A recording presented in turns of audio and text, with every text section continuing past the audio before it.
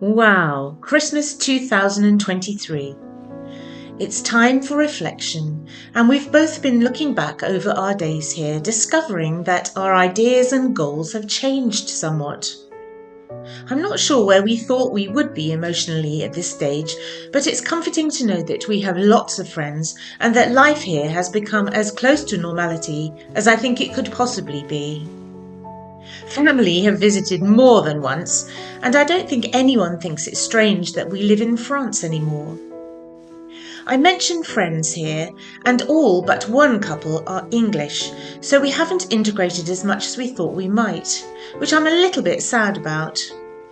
It's very easy to get by without speaking much French, as so many things are automated, but that isn't what we had hoped for, so I think our New Year resolutions might include making some more French friends.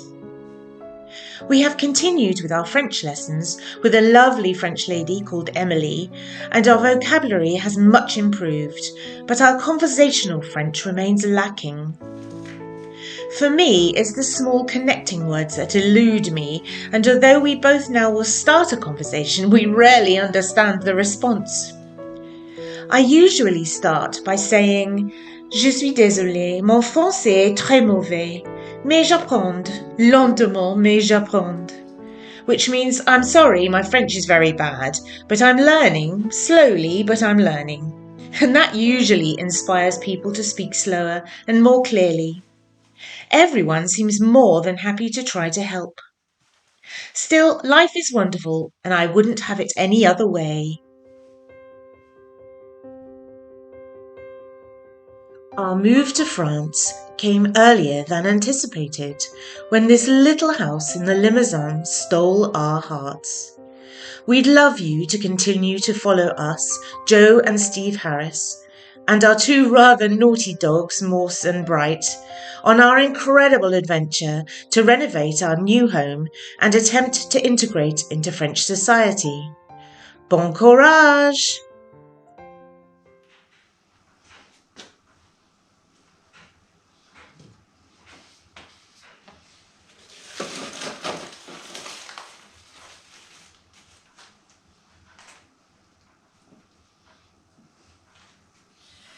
Right, these two little gorgeous meese came from a shop in Hereford when we went to visit Tilly, Steve's daughter Tilly, and her boyfriend Joe in their new house. And these were just in the little Christmas market, and oh gosh, I could have bought all of them, but I just think they're so sweet. So they're going to go up here. Stay. These little jars we keep finding in the garden every time we do a bit of excavating. We come up with these, so I don't know what they are. I think they're probably little medicine jars. This one's got the lines on it, so it's the poison one. But they're just so sweet. So part of the history. So they're going up there.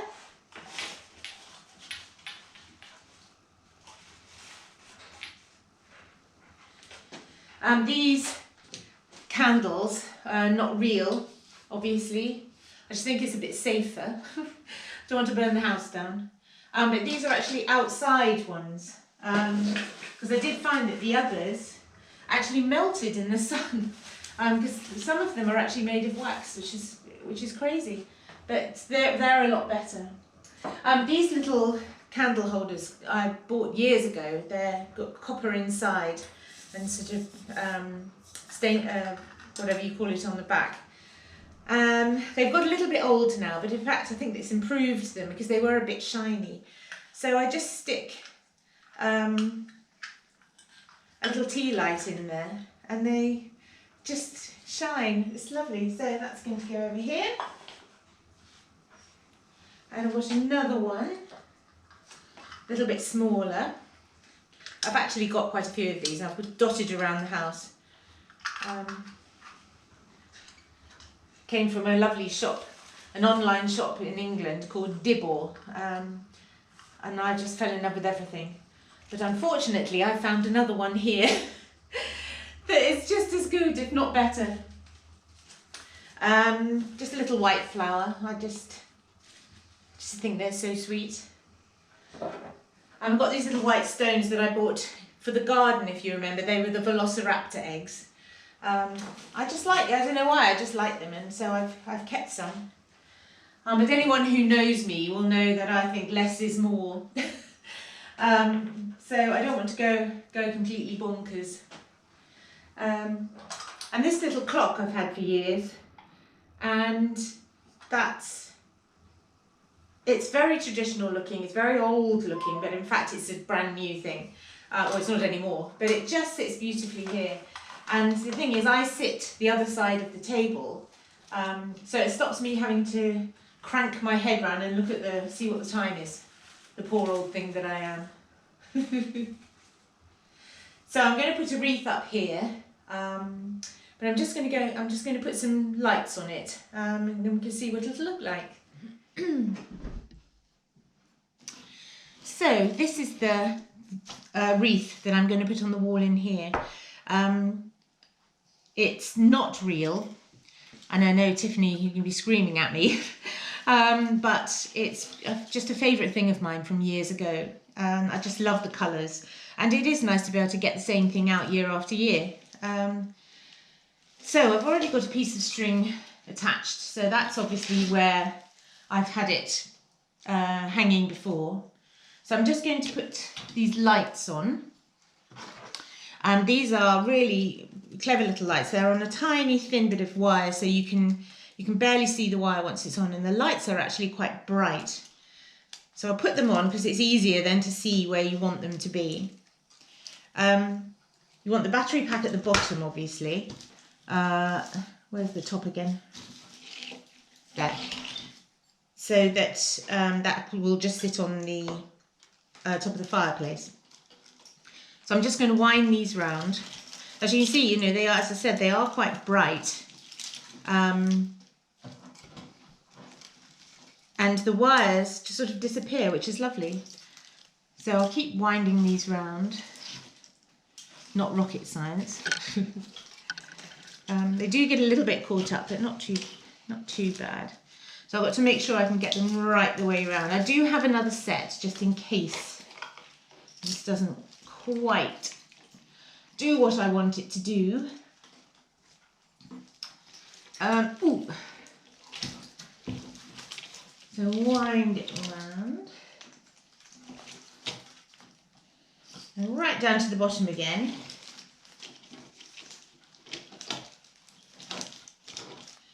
And I think that's about it. I mean, it's quite easy to put on.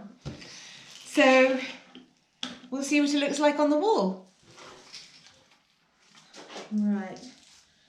So battery pack hides. Bit of string to try and hold it on. Just adjust the light slightly. Oh, and knock the mice over. Of course, these come alive at night and run all around the kitchen. Yeah, I think that looks really nice.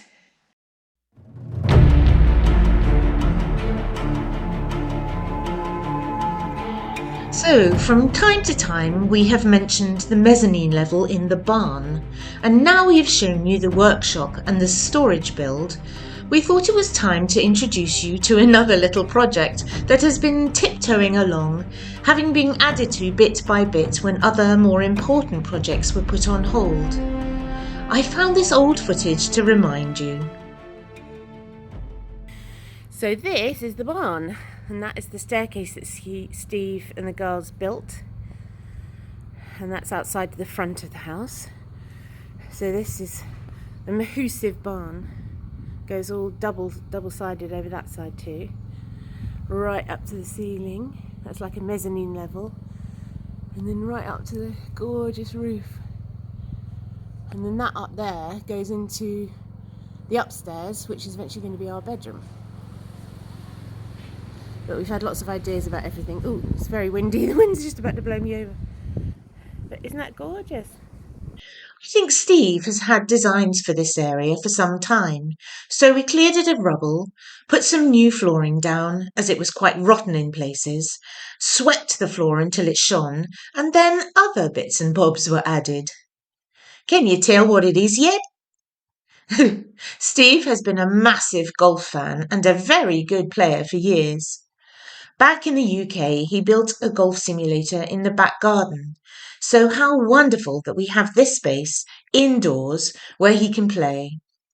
He has been adding things slowly for over a year, and it really is a superb addition to our home. Access is via a rather tricky ladder, so I don't venture up there. It is a real man cave. There is an awful lot of proverbial stuff still up there, so Steve decided to build another Great Wall of Harris to complete the golfing room. Okay, morning boys and girls.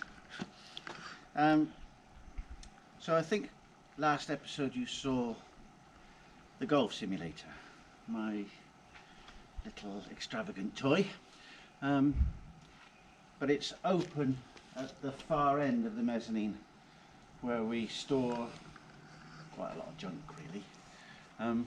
So I want to build a false wall across there, a stud wall. I've got all the timber ready. If you follow me.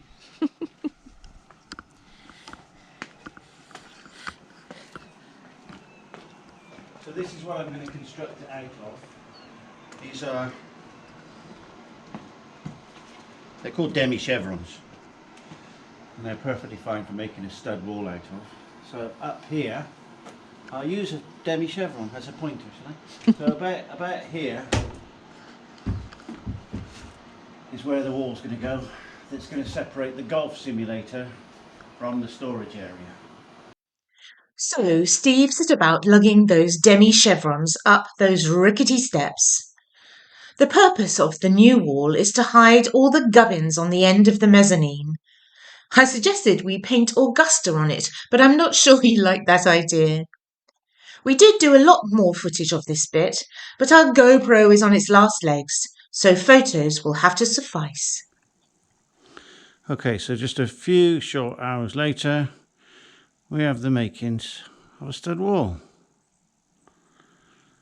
And it's just low enough for the projector to poke over the top without having to cut a little bit out of the wall.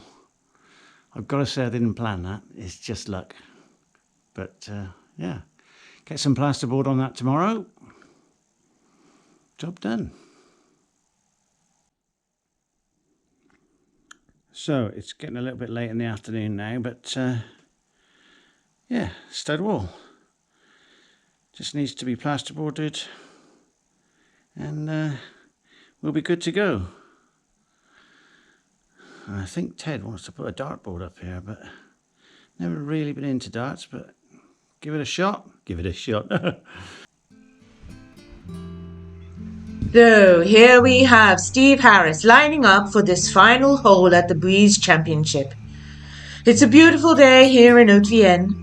No pressure here for Harris, as he is well ahead on this last day and on his way to winning the unprecedented prize of a few beers and a curry.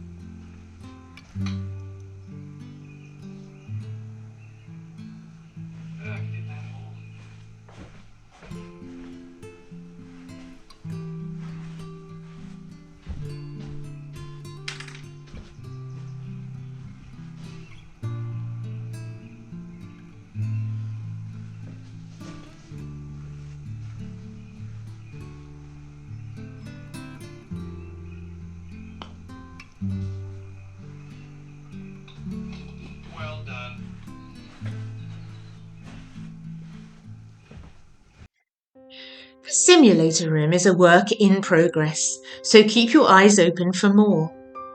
Perhaps that dartboard will get put up there. We are really geared up for Christmas now, and I can't wait. I'll leave you with a few nostalgic photos of bits and bobs around the house. We are both so thrilled about how things are turning out. On a personal note, good luck to those people in Cairns, Australia, who are dealing with Cyclone Jasper this week. Bonne chance! À bientôt!